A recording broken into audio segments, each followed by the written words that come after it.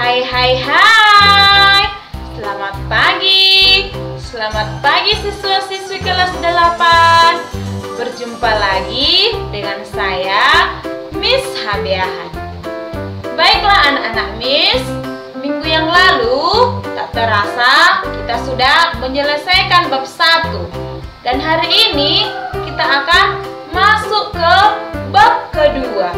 Tetapi anak-anak Miss, sebelum ke situ, Miss hanya mengatakan hari ini juga kita akan melaksanakan PH1.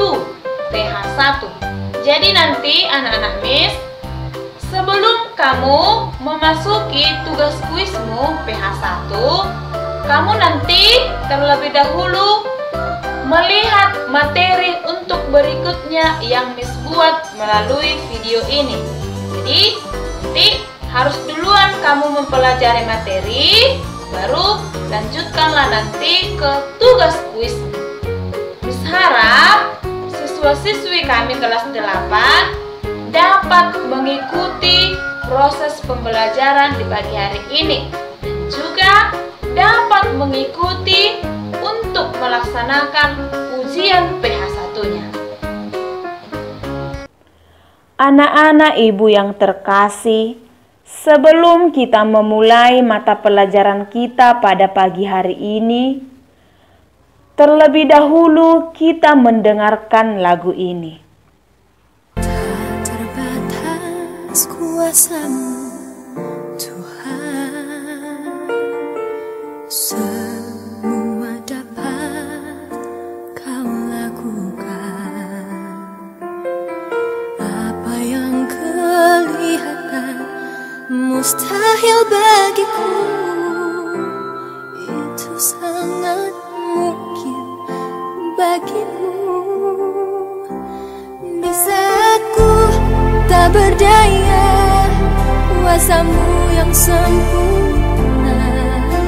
Ketika ku percaya mujizat itu nyata, bukan karena kekuatan, namun Roh-Mu ya Tuhan. Ketika ku berdoa, mujizat itu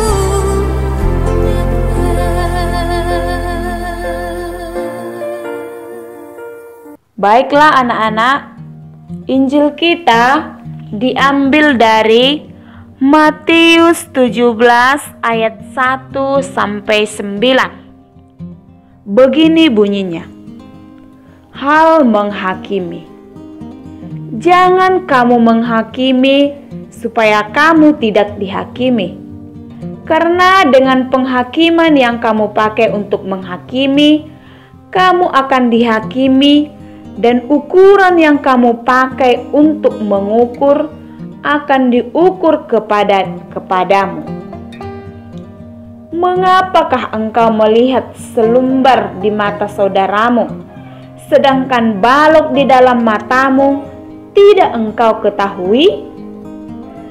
Bagaimanakah engkau dapat berkata kepada saudaramu, biarlah aku mengeluarkan selumbar itu dari matamu, padahal ada balok di dalam matamu? Hai orang munafik, keluarkanlah dahulu balok dari matamu, maka engkau akan melihat dengan jelas untuk mengeluarkan selumbar itu dari mata saudaramu. Jangan kamu memberikan barang yang kudus kepada anjing, dan jangan kamu melemparkan mutiaramu kepada babi, supaya jangan diinjak-injaknya dengan kakinya, lalu ia berbalik mengoyak kamu. Mintalah, maka akan diberikan kepadamu. Carilah, maka kamu akan mendapat.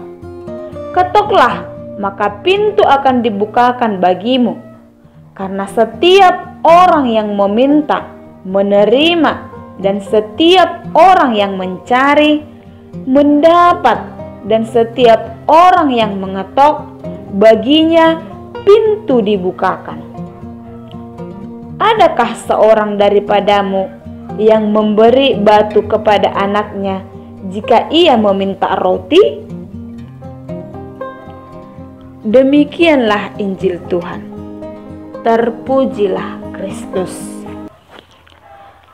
Anak-anak kami, sebelum kita memasuki materi, marilah kita berdoa. Kita tandai diri kita dengan tanda kemenangan Kristus. Di dalam nama Bapa, Putra, dan Roh Kudus. Amin. Allah Bapa yang Maha Besar, pandanglah kami umat-Mu yang menyatukan hati untuk mengangkat pujian dan juga ucapan syukur atas penyertaan-Mu dalam keseluruhan hidup kami. Bukalah hati dan pikiran kami agar mampu menangkap misteri karya keselamatan-Mu yang Engkau nyatakan melalui Putra-Mu Yesus Kristus, Tuhan dan Juru Selamat kami yang bertahta dan berkuasa dalam kerajaan-Mu kini dan sepanjang masa. Amin.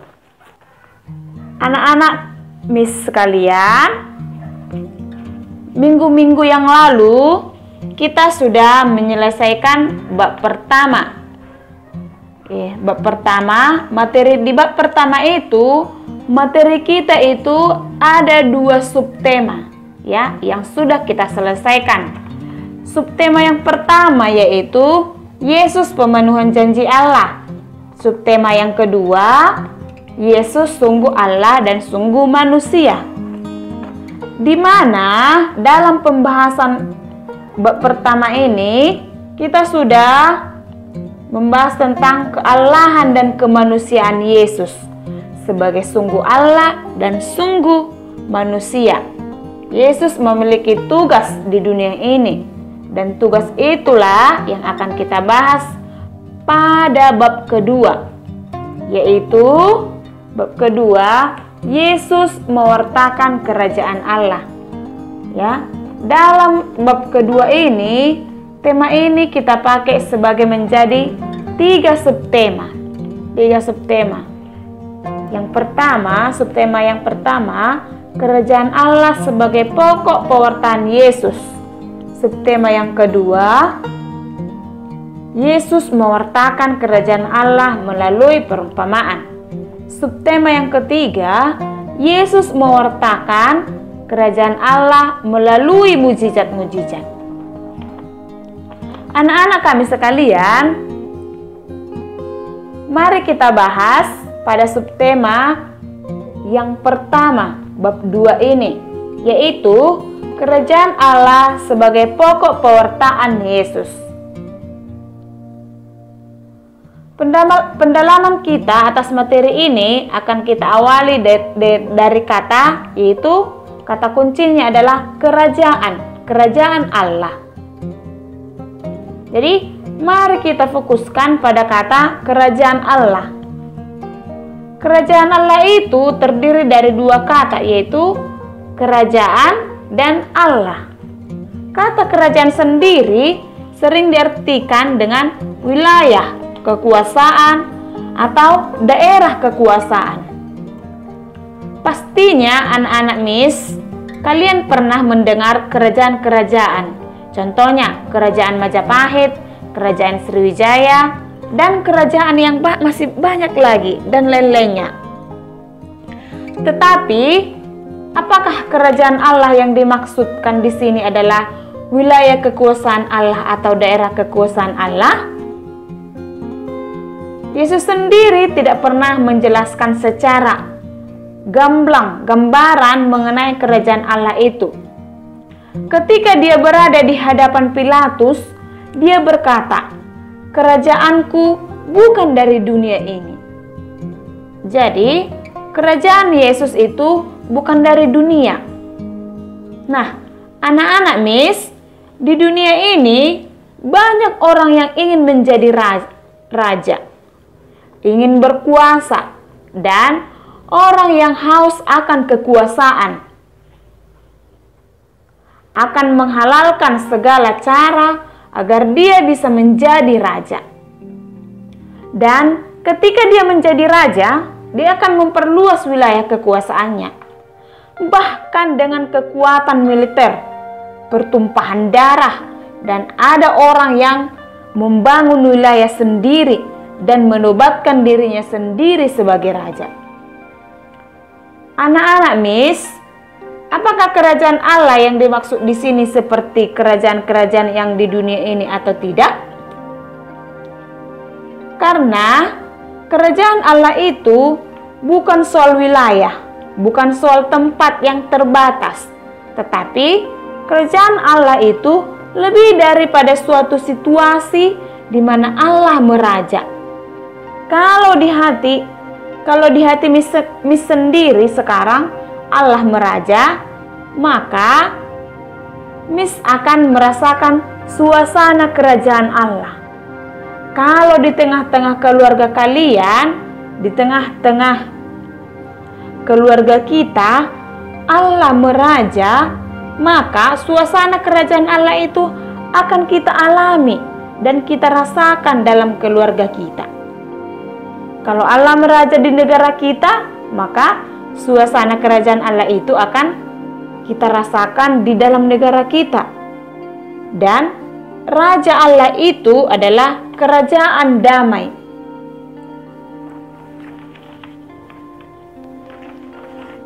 Jadi, sekali lagi anak-anak kami, bahwa kerajaan Allah itu bukan suatu tempat atau suatu wilayah, tetapi di mana Allah tampil sebagai raja dengan kemuliaannya, dengan keperkasaannya, tetapi bukan untuk menghukum, melainkan untuk mengasihi, mengampuni, dan menyelamatkan. Nah, anak-anak Miss sekalian, sebelum kita memasuki pada paham kerajaan Allah menurut Yesus, bahwa pada zaman Yesus dan bahkan sebelum-sebelumnya, kerajaan itu sudah ada paham kerajaan Allah. Sekurang-kurangnya ada tiga paham kerajaan Allah pada zaman Yesus dan zaman-zaman sebelumnya. Bisa kamu buka bukumu, yaitu mengenai tiga paham kerajaan Allah. Yang pertama itu adalah paham kerajaan yang pertama adalah kerajaan Allah yang bersifat politis. Di sini maksudnya politis ini bahwa kerajaan Allah yang damai dan sejahtera hanya akan terwujud bila Allah tampil sebagai seorang tokoh politik yang dengan gagah, berani maupun memimpin bangsa Israel melawan penjajah Romawi dan para penindas rakyat. Yang kedua, paham kerajaan yang kedua, kerajaan Allah yang bersifat apokaliptis. Bahwa bersifat apokaliptis ini memandang kerajaan Allah akan tercapai bila Allah menunjukkan kuasanya dan menggoncangkan kekuatan-kekuatan langit dan bumi.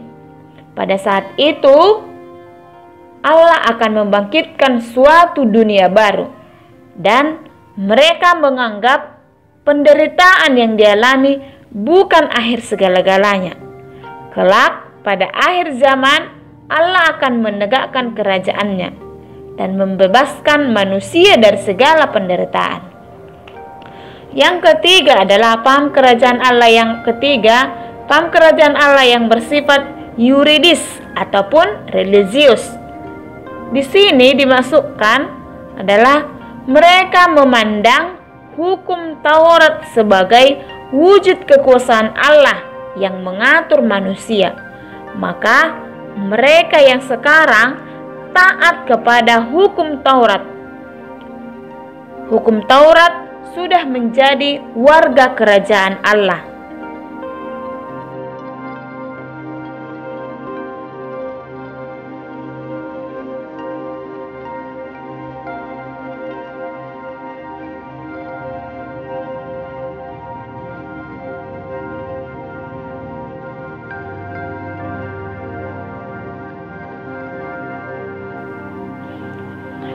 Nah,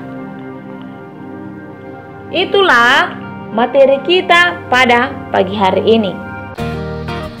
Baiklah anak-anak Miss, terima kasih atas keikutsertaanmu dalam proses pembelajaran di pagi hari ini. Miss harap anak-anak kami tetap semangat dalam proses pembelajaran seperti yang kita buat ini, dan tetap menjaga kesehatan, selalu berdoa atau mengucap syukur kepada Allah. Oke, sampai di sini pembelajaran kita. Terima kasih. Bye.